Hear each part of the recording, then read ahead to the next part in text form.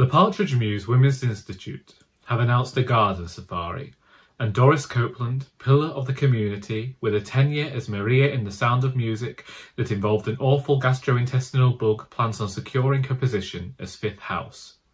Join her as she battles ne'er-do-well slugs, searches for the perfect artisan sausage, and comes against her mortal enemy, Janice Dooley of Little Street, all while maintaining a perfectly silver-crimped hairstyle.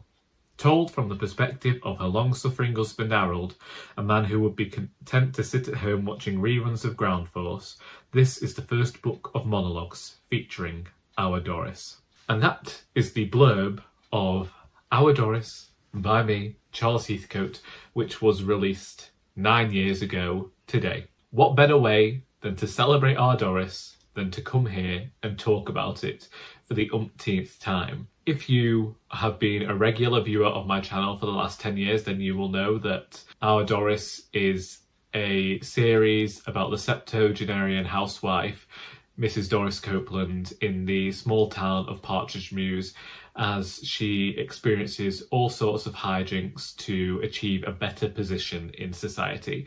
Our Doris and its sequels, Indisputably Doris, Doris Ahoy and Royally Doris, are cosy comedies set in the north of England, and they deal with all sorts of things. In this first book, we have Doris combating slugs in the back garden. We have her lose a tooth whilst she's planning on joining the Antiques Roadshow. Her grandson no longer wants to dance with her, and she goes to Bulge Busters and gets told that she has to lose weight when she was only doing it to show willing amongst the women of the town. This isn't actually my copy. I'm one of those people who, when I publish the book, I tend to sell all of the copies. This was from the first print run, and is actually a copy that was owned by my dead grandmother, who only made it to page 66 or 67, it seems. If she made it to 66, then she ended with, Our Doris screamed like I'd never heard her scream before. Even in childbirth, she was too busy wondering what shade of mauve to wear to the christening to let out a serious whimper. Apparently that's where my grandmother gave up. But to be fair to her, when this book came out, she will have been 77 and her eyesight was already failing. She died 3 years later, so I'm just glad that she read as much as she did, because my other grandmother didn't get as far as she did. In actual fact, I was surprised that my grandmother had a copy at all, given that, one, I didn't know that she'd bought it, and she just seemed to reread People's Friend or James Herriot. And another reason being that I knew she'd purchased a copy for her sister, also called Doris, who I forgot about in the writing of this book. And my Auntie Doris had the book read to her by family members who'd go to visit and just lent it out to people. She didn't go around buying tons and tons of copies. I mean, I had friends who for years would regularly come and buy a copy of Our Doris and just gift it to people. But I also wonder whether that's because those friends were in the acknowledgements of this book. So Our Doris. What new can we say about this book? Main story behind the creation of this book is how I never actually intended to self-publish a book. During my teenage years and throughout university, I was writing young adult fantasy, heavily inspired by Cassandra Clare's City of Bones series, but also in a liking of Buffy the Vampire Slayer. Indeed, the final draft of the book that I submitted to agents was very much like Buffy Season 5.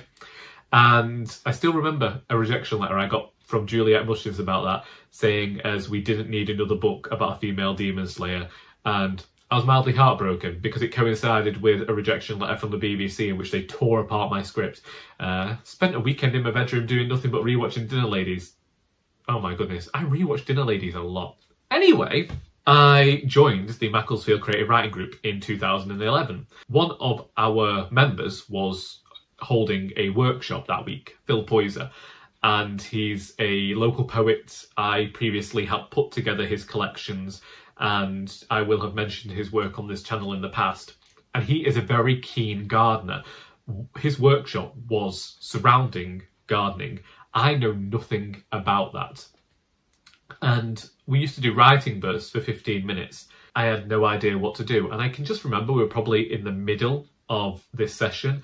I wrote the first part of Our Doris during that writing burst, and then every subsequent week when I struggled to think of something to write, I would write about Doris. But this is what I wrote in that 15 minutes, because it was the first time that Our Doris had really spoken to me. Well, Harold spoke to me, and this is what appeared. Our Doris has developed an unhealthy obsession with slugs. She's in the garden from breakfast until the one show, finding the beggars and pouring salt on them. She likes to watch them die, keeps her eyes peeled as they shrink, curling in on themselves until they resemble, well, dead slugs really.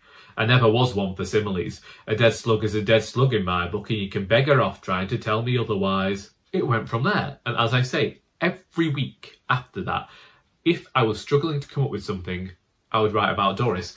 It became this thing where people would say to me during workshops after the writing burst or whatever the session was, go on then, what are Doris and Harold up to this week? It was almost like the security blanket, because no matter what the topic was, Harold would always have something to say about it. Eventually started getting asked, well, you must have enough content now, when is the book coming out? And I said, that's not where my focus is. In 2013, when I left university, an agent had requested the full manuscript of my young adult fantasy novel.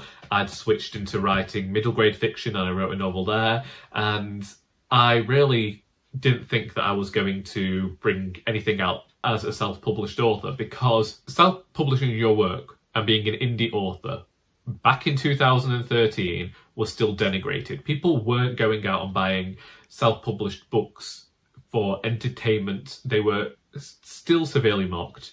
And, you know, there are still competitions out there now where you can't enter your work if you're a self-published author. I kept saying I'm not going to do that. Then my friend Margaret Holbrook released a book called Cul-de-sac Tales. And from there, I looked at it and I thought that would be a great format for Our Doris. And so I decided that I would write, at the time, 12 monologues, one for every month of the year, following Our Doris and Harold. And as I said on the back, I called this the first book of monologues. I did that because I was really concerned about calling it a novel, that people might think, oh, he's serious about this. And I kept umming and ahhing over releasing a book. I set myself up as a publisher, and I bought the ISBNs, of which I'm still going through now, but I still wasn't certain about writing a book full of monologues. I expanded upon what I had from all of the content that I had written during those workshops. And of the 50,000 words that I had written during these workshops about Doris and Harold, I threw out 40,000, because some of them were so whimsical, some of them were on topics that were never going to fit into the book, and they just didn't fit in with the overall narrative of that. And this is something I've not talked about before, because in 2016, I put away everything I'd written pre-2016, and I haven't looked at it again. So I know that some of the Doris and Harold stories were Doris going to buy a lasagna from the supermarket and she found a ghost in an aisle. That was for a Halloween workshop. Or when we talked about gun control in America and that sort of thing. There were just aspects of those pieces that would never work in this book. I pinpointed where certain things were going to happen, and Our Doris was created from that. Then 2015 comes along, and my friend Joy Winkler, who I talk about often on this channel, she invited me to be part of an author panel. And at the time, I hadn't really decided that I was releasing Doris, but then I kind of had no choice because I'd got an event, and now we were telling people that the book was coming out in summer 2015. And so while all these other authors on the author panel turned up with their novels and they were having really great things to say when they were getting asked questions, I was really there as the near debut novelist. It was a weird time because I was still exceptionally overweight and people likened me to Peter Kay. And 9 years later, I still haven't watched a single thing with him in.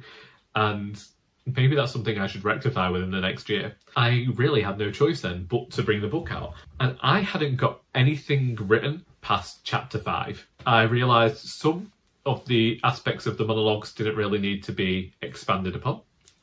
And so it became a 10-story book, 10 monologues. Because as I say, as much as I think this book is actually a novel, I felt like if I called it a novel, people would see that as me being serious about this book, and they would denigrate it as it being self-published.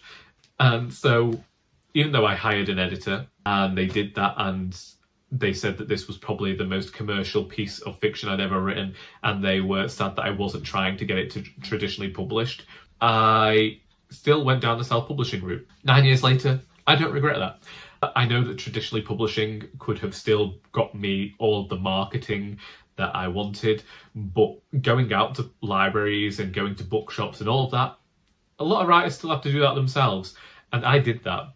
Our Doris is still my most successful book. I sold quite a significant number of copies in the first year. I attended a lot of events where I was going to WIs, I was going to book groups, I was visiting libraries. I have never got over when I went to Holmes Chapel Library and every single person who was there purchased a copy of the book. I regularly sold out of Our Doris. Indeed, I sold out of Our Doris copies on the first day that I brought it out, and I had an event 2 days later, and I was just hoping that I could get enough to me in that time. Is one of those things which I am most associated with now. You know, there are people who still come to me and, like, there is a man I know who is a friend of Phil's who I've just mentioned. He still doesn't know my name. He still just calls me Doris because all he ever heard from me was me reading Our Doris. I think that if you read the entire series, you can see my growth as a writer. Now when I look at Our Doris, I look on it fondly, and I also think how much now I would have expanded. And like nowadays, I look back on this book and I think about the brevity I employed and the way that if I couldn't figure out how to get to another scene, I would just write a few days later, next day, that sort of thing, and allow the readers to fill in the blanks. Whereas now I'll mull over it for days, like, what am I going to do here? I don't know how this character gets from point A to point B. But I think it's nice that I'm still able to sit here and say that I am proud of Our Doris being my first book. The only thing I'm not proud of is how I squandered all the money that I made from this book on very cheap Italian and Greek holidays when I could have saved and perhaps worked on moving out of my parents' house. But I was quite young at the time and I had never been on an international holiday and I'd never been able to afford any of the books that I wanted. It's a weird one to be celebrating 9 years away from Our Doris, from the book that really started off my writing career and helped me gain international renown. You know, I know quite a few people in America who've read this. It got read by a book club in South Africa. It's been read in Germany. You know, there are many readers who have found Our Doris, and this is an incredibly regional book with certain aspects that I didn't realise people out of the north of England might not know about it, and yet they've still welcomed Doris and Harold with open arms, and they've still understood the comedy, because I've always talked about being inspired by classic British comedy like Last of the Summer Wine and Dinner Ladies and that sort of thing, and these did have international appeal, so people have seen that and really get behind Doris and know her. And that has been nice, and has been something that I've been incredibly grateful for over the last 9 years. Another thing that I'm thinking of a lot at the moment is the fact that next year is going to be 10 years since this book came out. And I'm wondering, what can I do for a decade of Doris? How do we commemorate that time?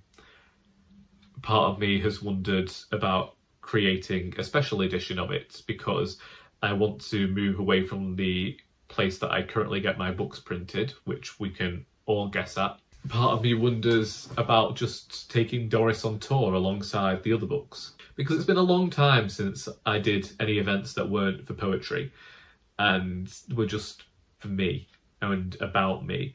I guess I lost some of the arrogance somewhere along the way. I know that over the last few years there have been things that have got in the way of me being able to hold events, but it would be nice to get back out there and to get to share Doris again as almost like the last hurrah of last hurrahs.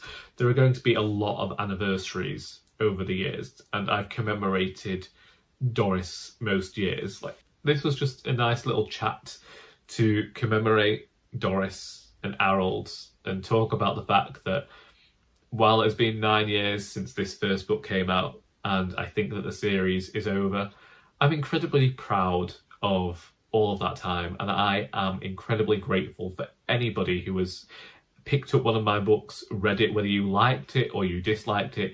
If you threw it at somebody, then I don't want to be called up in the court case. If you just used it to papier-mâché a balloon before creating a mask, then well done you. Thank you for at least purchasing a copy.